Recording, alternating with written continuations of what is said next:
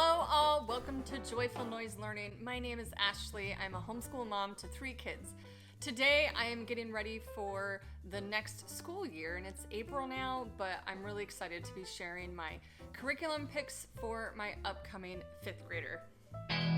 Well, I've been working really hard on trying to finish this school year strong, but I've been really excited about getting ready for next year and trying to decide what's going to be the best fit for each of my kids. So today we're going to talk about my youngest, and he's going to be 5th grade next year. I also have 2 other kiddos. I have a 12-year-old and a 14-year-old, and I'll be sharing in another video what curriculum picks I have for them. They'll be 7th grade and 9th grade-ish this coming year.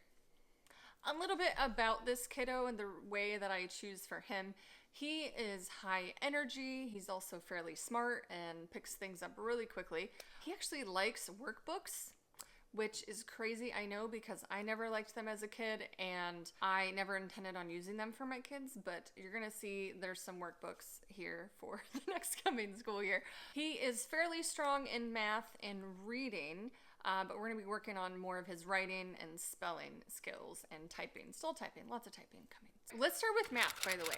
So math is really easy for me to pick. We're not switching anything up. He has been using Math with Confidence since kindergarten, really. And so he will be able to go through the entire elementary Math with Confidence. So he'll be doing 5th grade Math with Confidence next year. He's currently finishing his 4th grade book and he's almost done with that.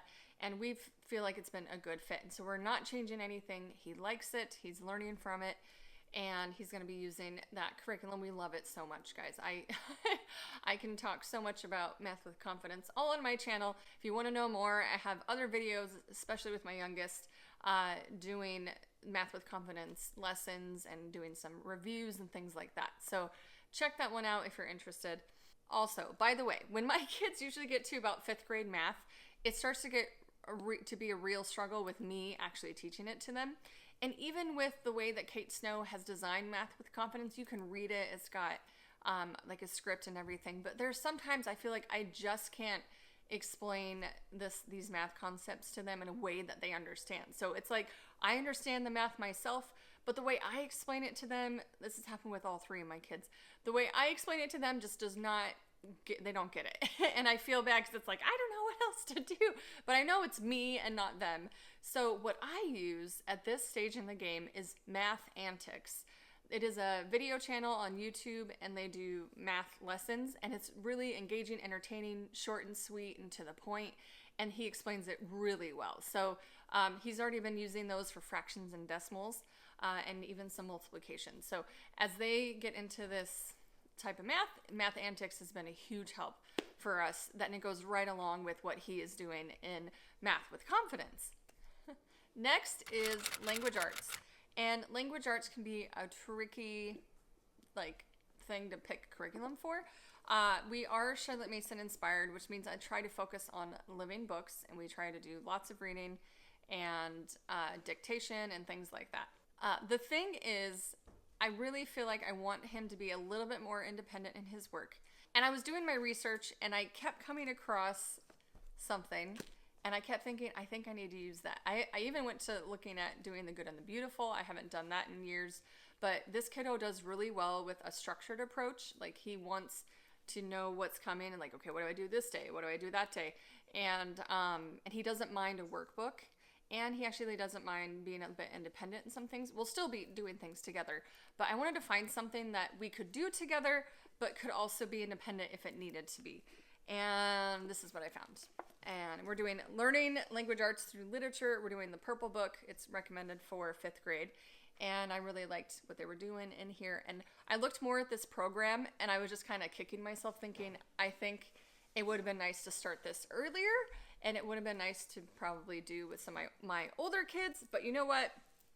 It's all good. It's all good. So the thing is, we're still using some of our IEW things because we still like IEW for a lot of things, but this was an all-in-one language arts. And I don't normally use all-in-ones, but I felt like this year needed to be the year for that. And I just got to tell you and remind you, sometimes each year looks different from the last, and it's different for each kid, and that's okay. So it is very still literature based. You basically read a book, and then it has 5 days worth of lessons, and they're short and sweet, just like Charlotte Mason likes. I know it's a workbook, and I know most Charlotte Mason people don't do workbooks. It's got dictation in it, guys.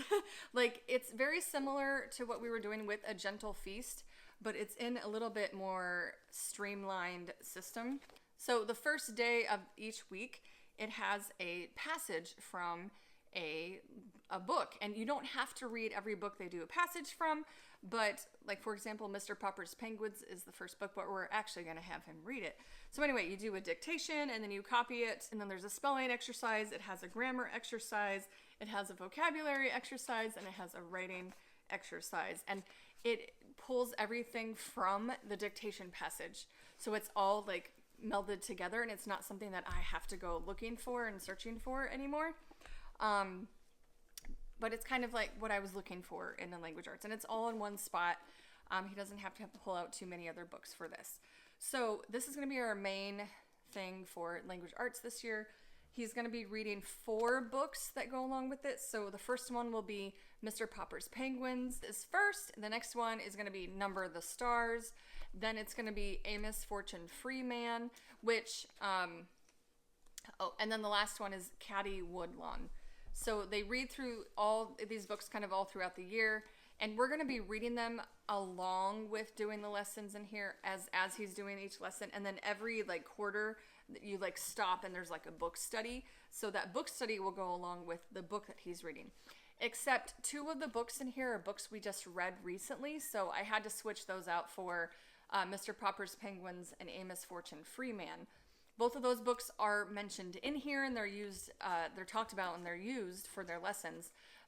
But the other 2 books were The Trumpet of the Swan and Farmer Boy. And we're reading Farmer Boy right now, and we read Trumpet of the Swan last year, so I didn't want to have him do it again so soon.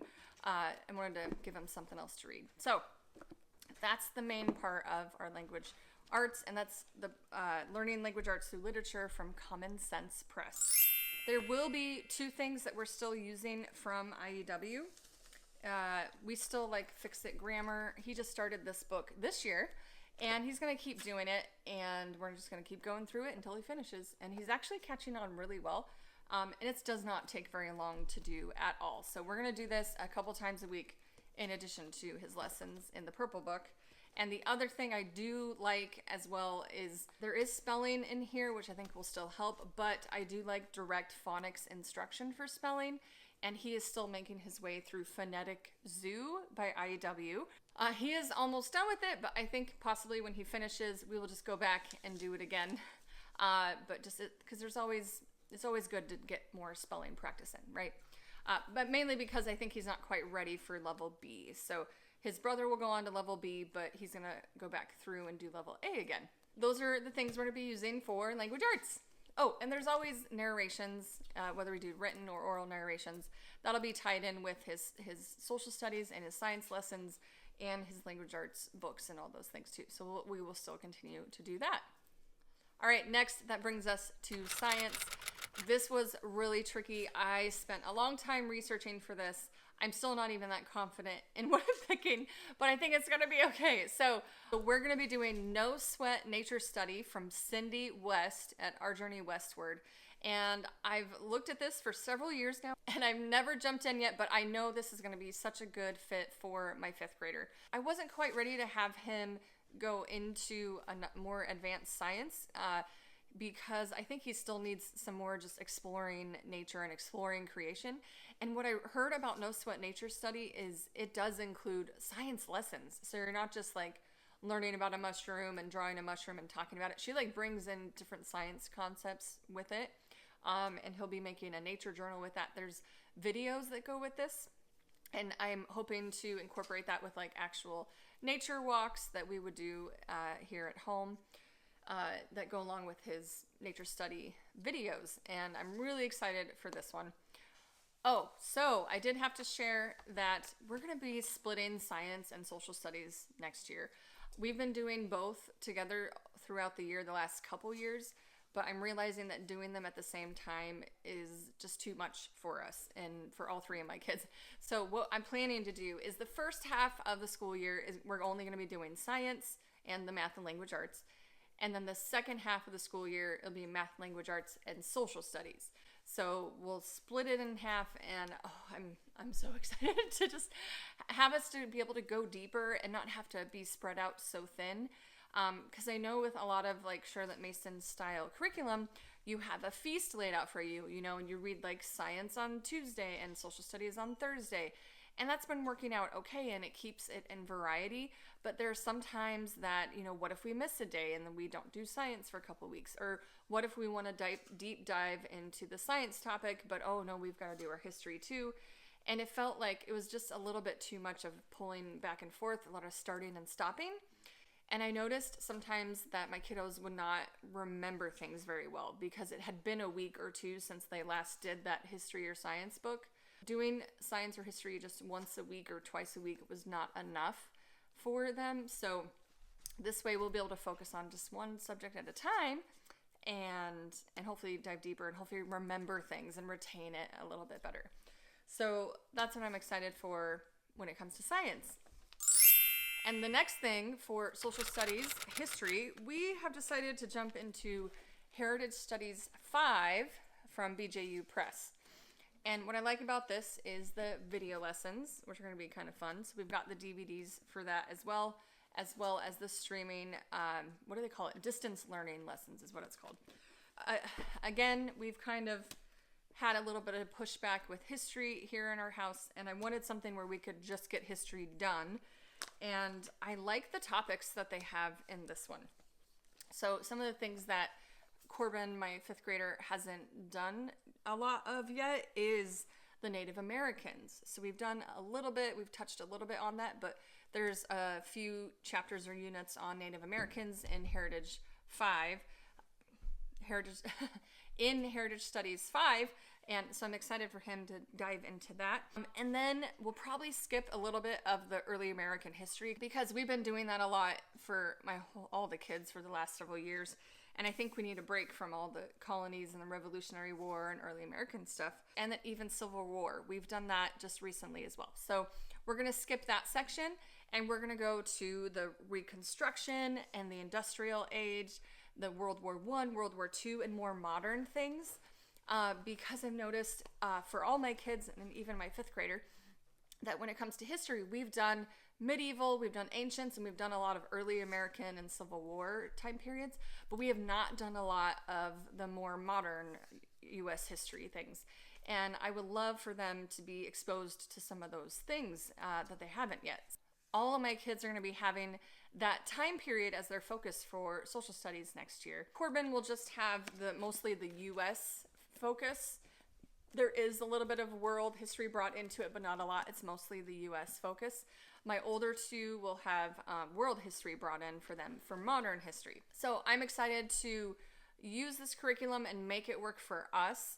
And I can share with you more of how that's going to be. But we're going to pick and choose from here and not do everything that's offered because Heritage Studies 5 and most of the courses from BJU Press are very thorough. They do 180 days, 180 lessons. They have tests and quizzes and activities and hands-on things and videos and all the things. So there's a lot that this course offers. And a lot of it is mostly made for a Christian school or private school classroom. But I feel like I can make it work for here at home. And we're not going to do everything in it. Like, I already know this, so I'm going to have to, over the summer, sit down and pick and choose and see the things that we are going to do. So that way, when we jump into social studies, we'll be ready to go. But like I said, he's not going to be doing social studies until the winter term. So that's how we're going to make that work. So yeah, so it'll be science first term, and then social studies about second term after Christmas time. So yeah. So for our morning time, we have some read-alouds planned, and I have a book list ready for my read-alouds. I'm not going to use a curriculum for that this year because they're just some books that I think that we need to read that we have never really touched on, and I don't think I need a curriculum for that. I am just going to pick the books that I think the kids need to hear, and we'll be reading those together. But for Bible, as with the kids together, I want to do this one from Kim Sturgis at Not Consumed Ministries. It is Work Unto the Lord. It's a Bible study for kids. This is the parent guide, and it comes with a kids workbook But for my kids, when we do Bible together, we're not really into workbooks. We really just prefer just to read it and then talk about it.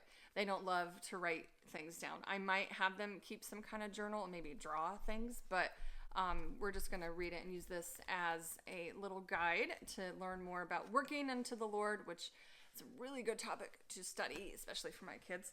We also want to keep going with truth and grace. I didn't pick this up this year at all, and I'll pick it back up again for my 5th grader. It's a really good catechism book, and we've gone through maybe 20 or so questions. Oh, is it 40? We're at like 40, number 40 right now. So we'll go back and review what we've done and then start adding on. And so I want to get back to this as well. And for his individual Bible time, he is doing Exploring the Bible. This is by David Murray, and it's a Bible reading plan. And I love it because it gets the kids in the Bible themselves.